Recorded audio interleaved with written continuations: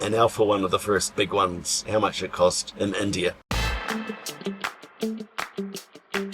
So Megan and I were in India from the tail end of January to the very beginning of March, while also going to Sri Lanka and Nepal. We had spent 26 days in India. We don't have the budget to go full luxury, but also as well, we're a little bit more advanced in age that we no longer are backpackers. So most of our time was spent in Chennai, and we spent a lot of it there because we were waiting for Iswibble to arrive, which unfortunately she didn't. We paid for stuff in Indian rupee, some in New Zealand dollars, and also some in US dollars. Also, I want to say to you, when paying for stuff in India, probably a lot of it is using the QR code. The app that we used was Money, MONY, and it's more designed for foreigners like ourselves. It does come with a service fee when you load money into it. They take a cut. There's no charges when you're actually making the purchases themselves. Other than the QR code, you can also use Indian rupee cash as well. And on top of that, in major retailing stores as well, you can use your tap and go pay waves or your Apple Pays, whatever way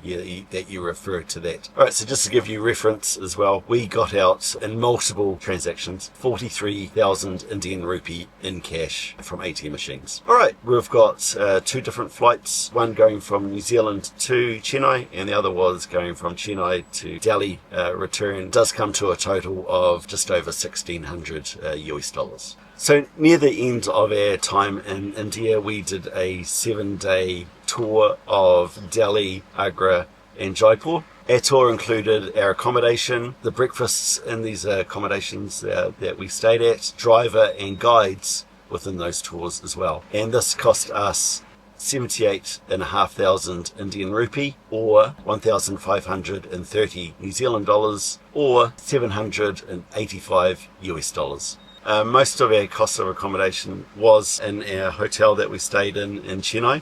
Because we were there for so long, we try to keep our costs as low as possible. So it was definitely not a flash hotel, but one of the key things for us was that it was definitely clean. It was actually quite quiet in the evenings. We actually ended up going there 3 times. We liked it enough. So we spent 19 days in total in 3 different stints in our accommodation in Chennai. This came to a total of 80,400 Indian rupee, or 1,576 New Zealand dollars, or 805 US dollars.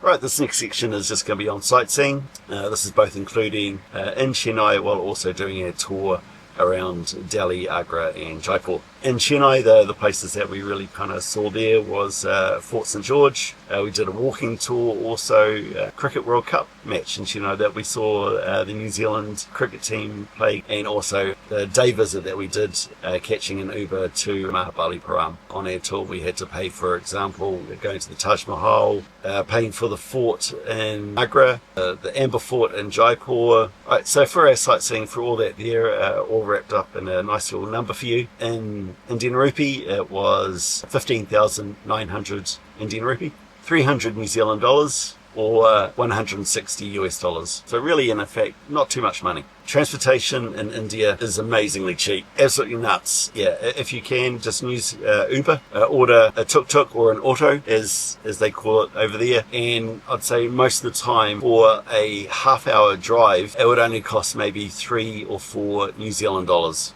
So I think in US, you're probably talking $2. There was also the day journey that we went to Mahabalipuram and back again. I think that journey itself is somewhere around the vicinity of 100 kilometres away from Chennai, and that also was 1,000 Indian rupee each way. Right, so also including to and from the airport, we spent 10,580 Indian rupee, or 207 New Zealand dollars, or 106 US dollars, and that was for 26 days. Amazingly cheap. Yeah. Okay, this next section is going to be on food and drink. Drink, not really alcohol. You'll be surprising, there is actually not too much in the way of bars or anything like that in India. So we ate at local restaurants, cafes, even had a couple of Swiggy deliveries, which I guess you could say is like your Uber Eats. Just like transport, food we found in India is incredibly cheap. Right, so we end up paying 36,500 Indian rupee, or 720 New Zealand dollars, which equates to about 370 US dollars. This is a nice little quick little one. This is just on Souvenirs. We bought one souvenir. This was our fridge magnet that we bought. We bought this fridge magnet at Chennai Airport as we were on our way to Kuala Lumpur. So it was a little bit more expensive than other fridge magnets that we've bought. It cost us 400 Indian rupee, which is about just over 7 New Zealand dollars, or 4 US dollars. What we've got left now are the other expenses, or pretty much critical. Life doesn't happen without them, or life traveling as well. Especially this first one, getting a visa. Getting a visa for us was relatively straightforward. We applied for it a few months before we entered India, did it online. There are generally two options. One was a cheaper option, which was just single entry, single exit. Because of the amount of times that we thought that would be coming in and out of India, we chose a multiple one that was for 1 year. And this cost us 87 US dollars for both of us.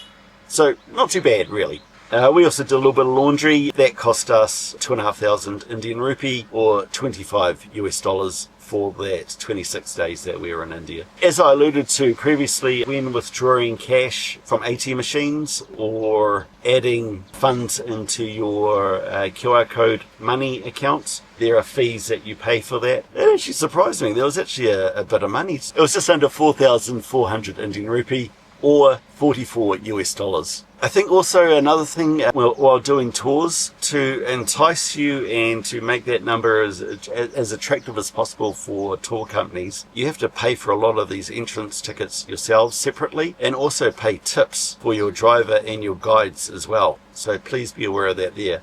We spent another 11,500 Indian rupee, or 115 US dollars. We also had a couple of other little purchases there, mainly either clothing. We also bought a replacement luggage bag for Megan. So these purchases all up was about 14,500 Indian rupee, or in US dollars, 145. When we got back to India from Sri Lanka, we ended up purchasing a SIM card each. These were amazingly cheap. It was 5,000 Indian rupee, or 50 US dollars. And this was for 3 months. And then there was the final little bits that we bought as well. Went to the movies once. Megan went to Starbucks a couple of times to work on the internet, and also some beauty products that she bought as well. And that came to 5,550 Indian rupee, just under 59 US dollars. Okay, we're near the end now. Overall, for 26 days in India, we spent 4,355 US dollars. So over 26 days per person,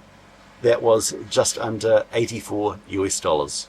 So I really hope you found this informative. Please give me any comments, feedback, any further things that you may want me to include. And I like helping people, so if this helps you, then that fills my cup. So if you like this, please give us a like and subscribe. We look forward to hearing from you. The next one that I'll be doing will be the big one, Malaysia.